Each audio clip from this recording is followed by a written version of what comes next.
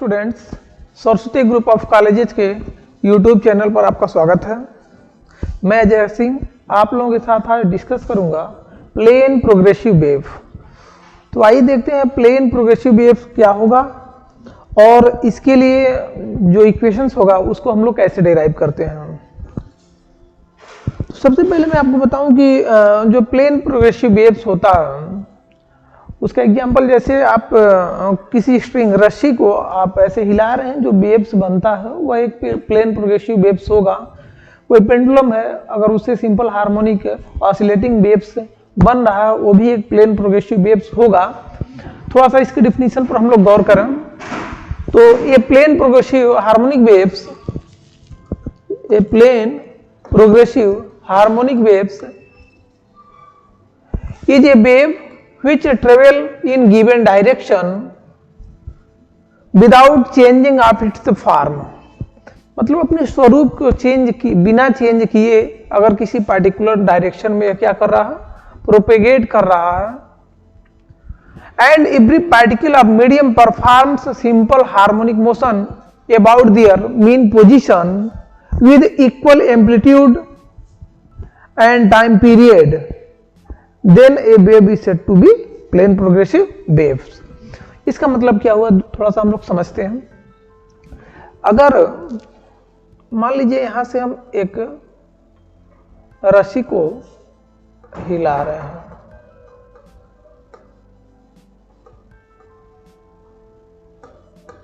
रस्सी को क्या करें, पकड़ के हिला रहे हैं, तो देखेंगे कि रस्सी से एक रिपल्स जो बनेगा, ये वेव एक बनेगा। अब इस पर जितने भी पार्टिकल्स हैं वो मीडियम में क्या होंगे, स्टेशनरी होंगे, लेकिन वो अपने जगह पर ही क्या करेंगे, ऑसिलेशंस करेंगे। अपने जगह पर ही क्या होंगे, ऑसिलेशंस करेंगे और वेव्स इस डायरेक्शन में रिपल्स ऐसे आगे प्रोपेगेट करते हुए आपको दिखाई देगा। सभी पार्टिकल्स जो एवरी पार्टिकल्स जो मीडियम का परफॉर्म्स सिंपल हार्मोनिक ऑसिलेशन, सभी ये पार्टिकल जितने भी पार्टिकल्स हैं ये मिड पोजीशन के अप एंड डाउन एक सिंपल हार्मोनिक ऑसिलेशन क्या करेंगे, परफॉर्म करेंगे। और ये भी बता दूं कि ये जो पार्टिकल्स हैं सिंपल हार्मोनिक ऑसिलेशन परफॉर्म करेंगे, इनका एम्पलीट्यूड और टाइम पीरियड क्या होगा, सेम होगा, इक्वल होगा। इस तरह से अगर इसके लिए पैटर्न बनेगा तो यहां पर देखिए मैं एक पैटर्न बना रखा हूं। यह प्लेन प्रोग्रेसिव वेव्स के लिए यह पैटर्न है और इसमें एम्पलीट्यूड हर जगह क्या है, सेम है। यहां पर सिमिलरली ऐसे ही एग्जांपल जैसे मान लीजिए जो सिंपल हार्मोनिक ऑसिलेशन होता है, इसके थ्रू जो वेव्स बनेगा वो भी क्या होता है, प्लेन प्रोग्रेसिव वेव होता है। उसमें भी हम आप लोगों को बताए हैं कि इसका एम्पलीट्यूड हर जगह सेम होता है और सभी पार्टिकल्स जो हमारा आइडियल हम कर रहे हैं, डैम्पिंग की बात ना कर रहे हैं, तो मोशन होगा तो उसमें पार्टिकल्स क्या होंगे, सेम पथ पर अपने मोशन को रिपीट करेंगे। सिमिलरली आप देख सकते हैं अगर किसी पॉन्ड्स में, तालाब में अगर रिपल्स बन रहा है या फेंक रहे हैं, तो जहां पर फेंके हैं इसके चारों तरफ रिपल बनते हुए आगे प्रोपेगेट करते हुए नजर आएगा। पहले इधर की जल शांत होंगे और जहां से रिपल चला जाएगा उधर भी शांत हो जाएगा। प्रैक्टिकली नहीं शांत होता अलग बात है, लेकिन जो पहली रिपल होगी वह जब आगे पास कर जाएगा तो यह वाटर यहाँ सरफेस पर शांत होगा और इधर भी शांत होगा। तो देखा यह और रिपल्स, दूसरा रिपल फिर जाएगा, लेकिन पानी अपनी जगह पर अप और डाउन ऐसे करते हुए आगे नजर आएगी। वाटर वास्तव में नहीं जाएगा, वहां के जो पार्टिकल्स हैं वह वाटर वही अपनी जगह पर ऐसे अप और डाउन करते हैं। तो उस केस में भी आपका प्लेन प्रोग्रेसिव वेव्स बनेगा। तो प्लेन प्रोग्रेसिव वेव्स ऐसे वेव्स होते हैं जो किसी माध्यम में दिए हुए डायरेक्शंस को चेंज किए बिना आगे प्रोपेगेट करते हैं और वह जब आगे प्रोपेगेट करते हैं तो उनके फॉर्म्स, जो वेव फॉर्म्स होता है वो भी चेंज नहीं होता है। Every particles of medium performs simple harmonic oscillation perform करेगा, और उसका जो एम्पलीट्यूड है, एम्पलीट्यूड क्योंकि देखिए एम्पलीट्यूड सेम है, अगर वेलोसिटी सेम रहेगा ही रहेगा तो टाइम पीरियड भी सेम हो जाएगा। अब एक चीज और यहाँ पर क्योंकि फिगर में लिखा है तो बता दूं, जो आपका वेवलेंथ होता है वो क्या होता है, एक जो क्रस्ट से क्रस्ट के बीच की जो दूरी होती है वह इसका क्या होता है, वेवलेंथ होता है। अथवा जो यहाँ पर जो हम गर्त कहते हैं, तो श्रृंग और गर्त जो बनता है इसके बीच की दूरी बराबर होती है, तो यहाँ से लेकर के यहाँ तक की बीच की भी दूरी वही होगी जो ऊपर लिखा गया है, ये भी वेवलेंथ को रिप्रेजेंट करेगा। इतना ही नहीं, अगर ये मिनिमम वैल्यू है यहाँ पर, यहाँ से लेकर के और यहाँ तक की भी डिस्टेंस देखेंगे, ये भी क्या होगा, लेमडा ही होगा। और यहाँ से लेकर के अगर यहाँ तक आए तो इसकी भी वैल्यू कितना होगा, यहाँ से यहाँ तक का, यहाँ से यहाँ तक का भी डिस्टेंस क्या होगा, लेमडा होगा। और अगर इस मिनिमा से बात कर लें, इस मिनिमा तक इसका भी डिस्टेंस क्या होगा, लेमडा होगा, जिसको हम वेवलेंथ कहते हैं। तो आइए फिर देखते हैं कि प्लेन प्रोग्रेसिव वेव्स के लिए जो इक्वेशन मिलेगा वो कैसे मिलेगा। एक प्लेन प्रोग्रेसिव वेव्स का यहाँ फिगर में ड्रा कर रखा हूं, जो एक्स एक्सिस के एलांग प्रोपेगेट कर रहा है v वेलोसिटी से, जो मैं फिगर पर ऑलरेडी बना रखा हूं। तो मान लेते हैं, let a plane progressive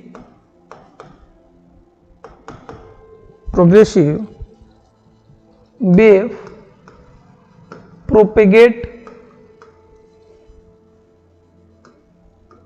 propagate along x-axis,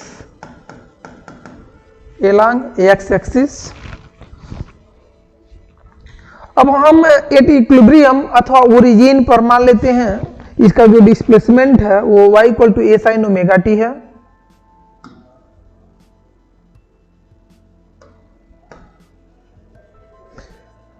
at origin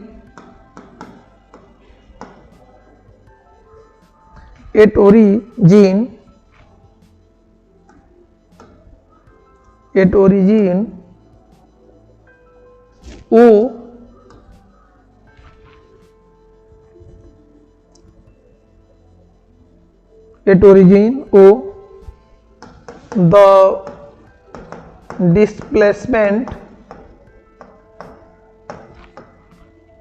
of plane progressive wave will be y equal to a sin omega t। जैसा कि मैंने आपको शुरू में ही बताया कि जो सिंपल हार्मोनिक वेव्स होता है, प्लेन प्रोग्रेसिव वेव होता है, तो उसका इक्वेशंस मैंने लिख लिया। मान लिया कि यह y एक्सिस पर जो इसका डिस्प्लेसमेंट है, यहाँ पर वह यह डिस्प्लेसमेंट मिलेगा, ये वाला डिस्प्लेसमेंट मिलेगा। इसको आप इक्वेशन नंबर 1 लिख लीजिए।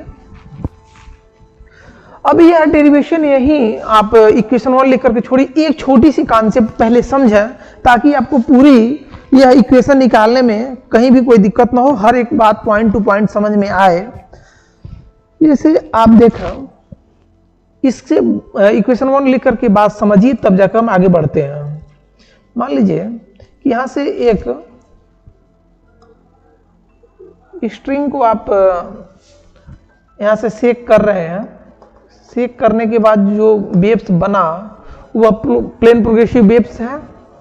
प्लेन प्रोग्रेसिव वेव्स है, मान लीजिए स्टार्टिंग यहां से हो रहा है, यहां से स्टार्टिंग हो रहा है, यहां से वेव्स की, और इस समय इसका जो एम्पलीट्यूड है वह मैक्सिमम ए है, और उस समय अगर डिस्प्लेसमेंट को हम y डिनोट करें तो यहां पर y इसका डिस्प्लेसमेंट है, जो कि इक्वेशन 1 के द्वारा लिखा गया है,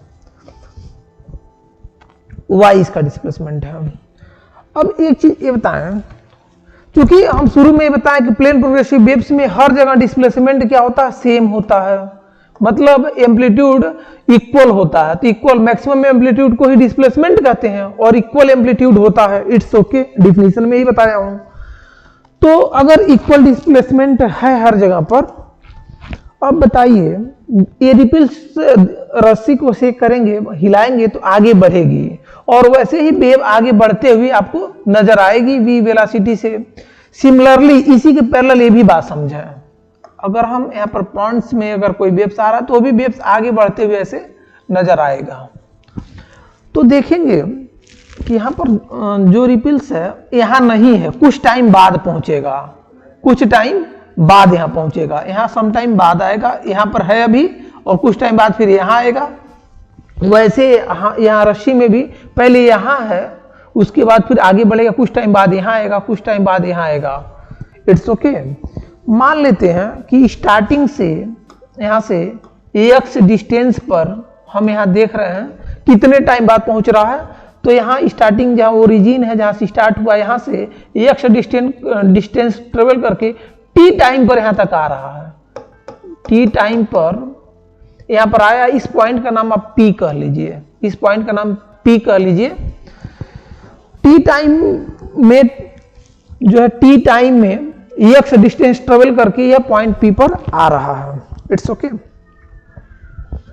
चूंकि इसका प्लेन प्रोग्रेसिव है तो हर जगह डिस्प्लेसमेंट तो सेम रहेगा, हर जगह क्या होगा, सेम होगा, हर जगह सेम होगा। तो जो रिपिल रस्सी में शुरू में यहाँ बना हुआ है, ऐसे रस्सी में बनेगा ऐसे, तो अभी यहाँ नहीं पहुंचा, अब पहुंचेगा आगे। तो जहां पर रिपिल नहीं पहुंचा है तो कुछ टाइम पहले यहाँ पर रिपिल है, तो देखेंगे जो रिपिल यहाँ ओरिजिन ओ पर है, इस ओरिजिन ओ पर जो है वही रिपिल यहाँ पर अगर P पर देखेंगे तो यह x/v टाइम बाद आएगा, x/v। अब ये x/v क्या होता है, तो टाइम इक्वल टू होता है डिस्टेंस अपॉन वेलोसिटी, समय बराबर दूरी बटे चाल। तो मान लेते हैं कि ये t टाइम में कितना चला है, इसकी वेलोसिटी v है, तो x डिस्टेंस चला है और v वेलोसिटी से। तो इस p पर पहुंचने में जो टाइम लगेगा वो क्या होगा, x/v टाइम होगा। तो हम यह बार बार कहते हैं कि अगर पार्टिकल सिचुएट है पॉइंट p पर, अब इस फिगर को हम देखते हैं, पॉइंट p पर सिचुएट है, तो वहां पर जो पार्टिकल मोशन स्टार्ट करेगा, मतलब यहाँ के अगर पानी हिलना स्टार्ट करेगा, कंपन, अथवा इस रस्सी में यहाँ का पार्टिकल स्टार्ट करना चाहेगा, वो कब स्टार्ट करेगा, अगर रस्सी को हिलाएंगे, यहाँ का पार्टिकल स्टार्ट करेगा x/v time after, x/v time after, इतने समय बाद यहाँ का पार्टिकल स्टार्ट करेगा। मान लेते हैं यहाँ से ये दूरी अगर x हो, तो यहाँ का पार्टिकल फिर x/v टाइम आफ्टर ये स्टार्ट करेगा कंपन करना, और वैसे यहाँ भी x/v टाइम बाद ये करेगा, इतने टाइम बाद यह क्या करेगा, मोशन में आएगा। ठीक है, तो कहने का मतलब इतने टाइम बाद आएगा, तो हम हर जगह तो इसका एम्पलीट्यूड सेम ही रहेगा, प्लेन प्रोग्रेसिव और डिफिनीशन में ही बताए हैं। तो अगर हम कहें कि पॉइंट P पर जो डिस्प्लेसमेंट है, तो वही डिस्प्लेसमेंट है जो बिफोर, इतने समय बिफोर ओरिजिन पर था, इतने टाइम बिफोर ओरिजिन पर था। इस बात को हम लिख दे रहे हैं, इतने टाइम बिफोर ओरिजिन पर था, तो इस बात को यहां लिख रहा हूं।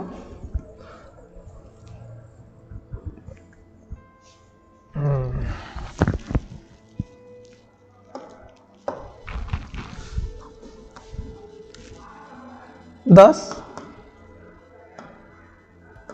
the particle situated, यहां से आप नोट बना सकते हैं, situated at point P starts, यहां पर है, जो पॉइंट P पर है, यहां पॉइंट P अगर माना, तो यहां पर जो पॉइंट है इसके तुलना में जहां से स्टार्टिंग हो रही ओरिजिन से, x/v टाइम में क्या करेगा, यह मोशन स्टार्ट करेगा। तो particle starts motion at point P, motion after x/v after X upon V, second unit भी लिख रहे हैं टाइम का, second with respect to particle situated at point O, ये बात हुआ। तो फिर जो पॉइंट पी पर है उसका डिस्प्लेसमेंट का इक्वेशन क्या हो जाएगा? Hence the displacement of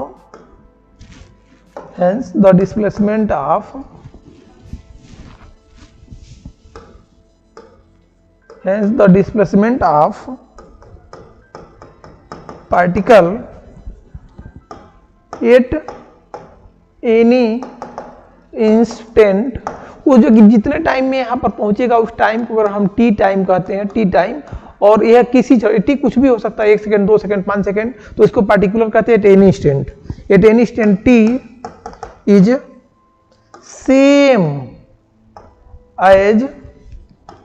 same as the displacement of particle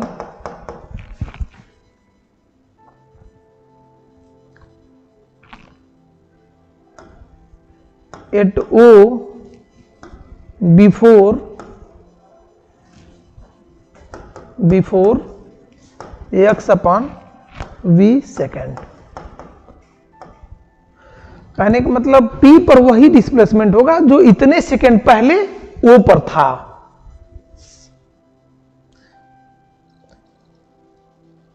means कहें तो जो इसका मतलब ऐसे समझे, मीन्स ये हुआ कि जो T minus X upon V, इस समय को घटा दे अगर जितना गया है, समय पहले जो यहाँ था वही होगा। Means T minus X upon V second आगे जो था वह डिस्प्लेसमेंट यहां होगा।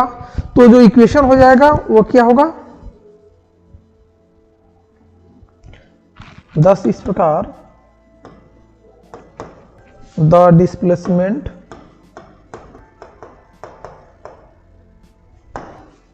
Eight P is written as y equal to A sine omega, और जो यहाँ पर t है, अब t क्या है इस पॉइंट P पर? x t minus V second पहले जो वहां पर पार्टिकल का ऑसिलेशन हो रहा है वह टाइम लिया जाएगा। तो t minus X upon V यहां लिख लेंगे।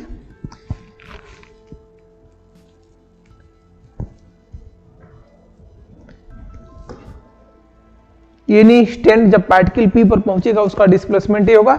इसको आप इक्वेशन नंबर 2 लिख लीजिए। अब आप यहां से बहुत आसानी से निकाल सकते हैं। आप जानते हैं चूंकि ओमेगा इक्वल टू क्या होता है? 2 पाई बाई टी। आप ये जानते हैं ओमेगा इक्वल टू क्या होता है? 2 पाई बाई टी। तो अगर इसका यूज करें, इस वैल्यू को अगर हम रखें तो मिल जाएगा y equal to A sine, और ओमेगा की वैल्यू लिख लीजिए 2 पाई, टी जो आ रहा है इसे मल्टीप्लाई कर लीजिए अंदर, तो small T upon capital T, या टी अंदर मल्टीप्लाई हो जाएगा, माइनस एक्स अपॉन वी है, और यहां से जो टी आएगा, यहां का जो टी आएगा वहां पर कैपिटल टी। ये इक्वेशन मिल जाएगा। अब एक चीज और आप जानते हैं, जो जानते हैं उसको मैं यहाँ साइड में लिखता जा रहा हूं। तो किसी वेव के लिए जो वेलोसिटी तो v equal to N lambda होता है। यहां से आपको लेमडा की वैल्यू क्या मिल जाएगी? लेमडा इक्वल टू मिल जाएगा v अपान एन। चूंकि एन इक्वल टू होता 1 अपान टी, तो यहां से लेमडा की वैल्यू अगर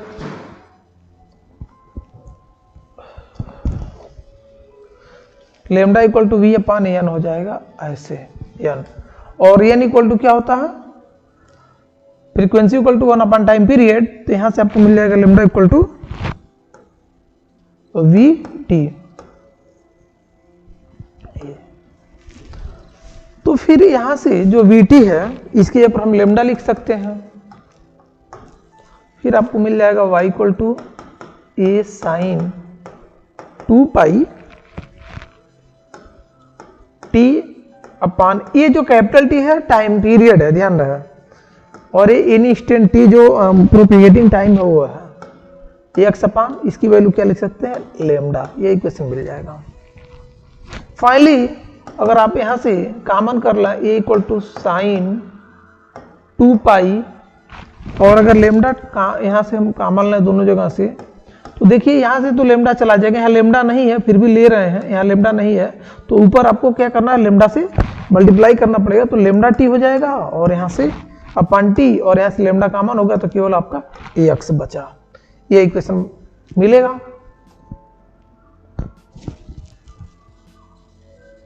फिर यहां ध्यान दें, क्योंकि आप देखेंगे इसकी वैल्यू क्या लिया गया है, इसकी वैल्यू लिया गया है lambda into T upon T. तो फिर अगर यहां देखेंगे तो इसको हम कर सकते हैं ए साइन 2 पाई अपान लेमडा, और यहां लेमडा, और यहां पर 1 अपन टी को कर सकते हैं n यहां से, और t माइनस x, यह टर्म आएगा। यहां से y equal to a sine 2 pi. Formula कई रूपों में न्यूमेरिकल में पूछा था, डायरेक्ट इस फॉर्म में भी फार्मूले को कई बार पूछा गया है, इस फॉर्म में भी न्यूमेरिकल पूछा गया है। इसी फार्मूले में इन प्रॉपर्टीज का यूज करके आप चेंज कर सकते हैं। फिर यहां से इस वैल्यू को क्या लिख सकते हैं, इस वैल्यू को हम वेलोसिटी लिख सकते हैं। यहां से वेलोसिटी यहां पर लिखा था v equal to A L lambda, velocity लिख सकते हैं, तो यहां पर मिल जाएगा v और t minus x. Finally formula आएगा upon lambda 2 pi upon lambda को हम वेव वेक्टर अथवा प्रोपेगेशन कांस्टेंट कहते हैं, क्योंकि 2 pi upon lambda is known as capital K, इसको कहते हैं wave vector or propagation constant, propagation constant. तो फिर आपका अगर यह इसको हम के लिखते हैं तो इक्वेशन से आपका क्या हो जाएगा, equation y equal to A sine capital K VT minus x. अब ध्यान दें, अगर इस k की इस वैल्यू को, इस k की इस वैल्यू को अगर यहां रखोगे तो देखो इस k की वैल्यू में क्या है, ये है, मल्टीप्लाई करेंगे तो डायरेक्ट यहां तो kx आ जाएगा, kx। लेकिन यहां पर अगर ये VT है तो VT की तो वैल्यू आप पहले ही कह चुके हैं, VT इक्वल टू, तो इसकी वैल्यू आपको ओमेगा मिल जाएगा। इसको मल्टीप्लाई करेंगे तो फर्दर इसको मल्टीप्लाई करेंगे तो y इक्वल टू मिलेगा ए साइन ओमेगा टी, ये t है, और ये जब मल्टीप्लाई करेंगे इसमें तो आपका मिल जाएगा, इस केवल इतना मैं करके दिखा रहा हूं, 2 pi upon lambda into v और t, और यहां पर आ जाएगा kx, k की वैल्यू है। तो जब इतना आप देखोगे तो v अपान लेमडा, v अपान लेमडा क्या मिलता है, यहां से आपको मिल जाएगा फाइनली 2 पाई अपान टी मिल जाएगा। देखिए इसकी वैल्यू आपको कैपिटल टी मिल जाएगा, यहाँ n equal to 1 upon T है, तो इसकी वैल्यू आपको मिल जाएगा, यहां पर जो मिलेगा 2 पाई बाई कैपिटल टी, क्योंकि हम इसको लिख सकते हैं, इसको हम लिख सकते हैं कैपिटल टी, 1/n को, तो यहाँ पर मिल जाएगा ओमेगा टी माइनस के एक्स। यह जो कि फाइनली फार्मूला है प्लेन प्रोग्रेसिव वेव के लिए। तो न्यूमेरिकल पॉइंट ऑफ व्यू से इन सभी फार्मूले का प्रयोग किया गया, इसका प्रयोग भी करते हैं। कई बार हम क्या करते हैं कि अगर वेलोसिटी के टर्म में निकाला होता है तो इसका हम प्रयोग करते हैं, और नहीं तो फाइनली ओमेगा, जहां पर हमें एंगुलर इसका वेलोसिटी दिया हो और प्रोपेगेशन वेक्टर दिया गया हो, तो हम इस फार्मूले का यूज करते हैं। तो ये जो इक्वेशन आपका 3 आया है, that is the equation of plane progressive wave. Equation of plane progressive wave.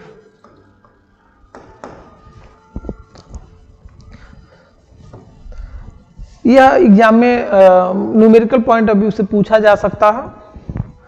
अब इसके बाद हम अगला जो टॉपिक और लास्ट टॉपिक होगा उसको मैं डिस्कस करूंगा, फेज वेलोसिटी और ग्रुप वेलोसिटी। आज की वीडियो हम यही समाप्त करते हैं। Thank you.